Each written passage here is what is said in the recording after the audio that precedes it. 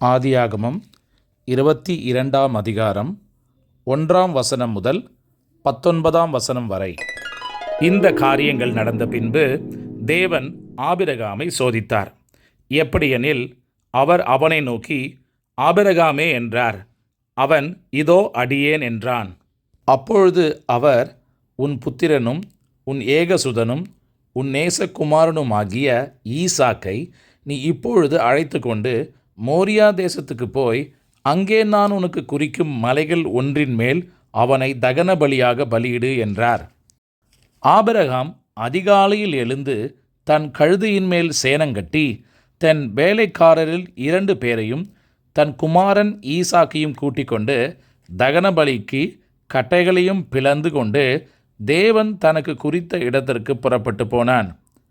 3ஆம் நாளில் ஆபிரகாம் தன் கண்களை ஏறெடுத்து பார்த்து தூரத்திலே அந்த இடத்தை கண்டான். அப்பொழுது ஆபிரகாம் தன் வேலைக்காரரை நோக்கி, நீங்கள் கழுதையை நிறுத்தி இங்கே காத்திருங்கள், நானும் பிள்ளையாண்டானும் அவ்விடம் மட்டும் போய் தொழுது கொண்டு உங்களிடத்துக்கு திரும்பி வருவோம் என்றான். ஆபிரகாம் தகன பலிக்கு கட்டைகளை எடுத்து தன் குமாரனாகிய ஈசாக்கின் மேல் வைத்து தன் கையிலே நெருப்பையும் கத்தியையும் எடுத்துக்கொண்டான். இருவரும் கூடி போனார்கள். அப்பொழுது ஈசாக்கு தன் தகப்பனாகிய ஆபிரகாமை நோக்கி, என் தகப்பனே என்றான். அதற்கு அவன், என் மகனே, இதோ இருக்கிறேன் என்றான். அப்பொழுது அவன், இதோ நெருப்பும் கட்டையும் இருக்கிறது, தகன பலிக்கு ஆட்டுக்குட்டி எங்கே என்றான். அதற்கு ஆபிரகாம், என் மகனே, தேவன் தமக்கு தகன பலிக்கான ஆட்டுக்குட்டியை பார்த்து கொள்வார் என்றான். அப்புறம் இருவரும் கூடிப்போய் தேவன் அவனுக்கு சொல்லி இருந்த இடத்துக்கு வந்தார்கள்.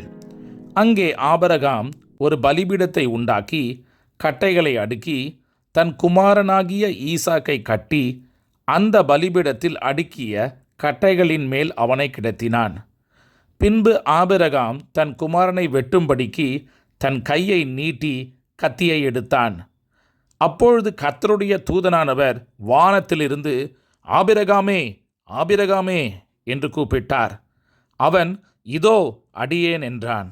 அப்பொழுது அவர், பிள்ளையாண்டான் மேல் உன் கையை போடாதே, அவனுக்கு ஒன்றும் செய்யாதே.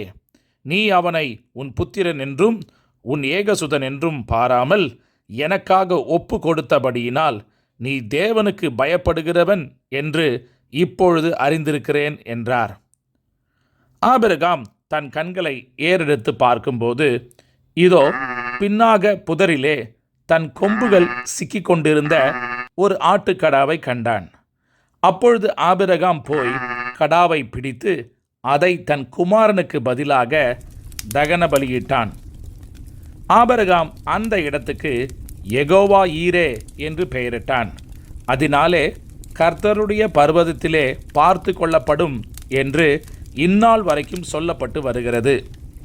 கர்த்தருடைய தூதனானவர் 2ஆம் தரம் வானத்திலிருந்து ஆபிரகாமை கூப்பிட்டு, நீ உன் புத்திரன் என்றும் உன் ஏகசுதன் என்றும் பாராமல் அவனை ஒப்பு கொடுத்து இந்த காரியத்தை செய்தபடியால் நான் உன்னை ஆசீர்வதிக்கவே ஆசீர்வதித்து உன் சந்ததியை வானத்து நட்சத்திரங்களைப் போலவும் கடற்கரை மணலைப் போலவும் பெருகவே பெருக பண்ணுவேன் என்றும், உன் சந்ததியார் தங்கள் சத்துருக்களின் வாசல்களை சுதந்தரித்து கொள்ளுவார்கள் என்றும், நீ என் சொல்லுக்கு கீழ்ப்படிந்தபடியினால் உன் சந்ததிக்குள் பூமியிலுள்ள சகல ஜாதிகளும் ஆசீர்வதிக்கப்படும் என்றும் என் பேரில் ஆணையிட்டேன் என்று கர்த்தர் சொல்லுகிறார் என்றார்.